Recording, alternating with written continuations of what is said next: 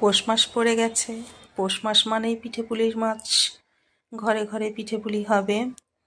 সকাল সকাল আমারও মনে হলো যে আমিও একটু পিঠে বানাই আজকে।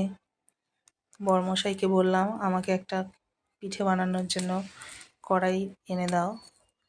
তো বড়মশাই একটা মাটির খোলা আর ঢাকনা এনে দিল। আমিও চাল ভিজিয়ে শিলনোড়াতে বেটে চিতই পিঠা বানানো শুরু করে দিয়েছি।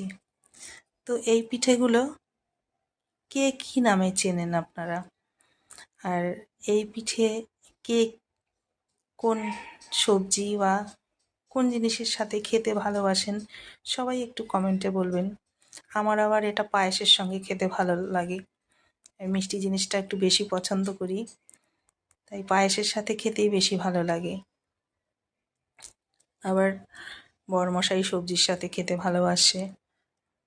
তো আমিও ঝটপট কয়েকটা পিঠে বানিয়ে নিলাম, বেশি বানাইনি, যেহেতু শিলনোড়াতে বেটে বেটে করেছিলাম অল্প কয়টাই বানিয়েছি। যাই হোক, এই কটা খেলেই ওনার মন খুশিতে ভরে উঠবে। দেখতেও খুব একটা খারাপ হয়নি,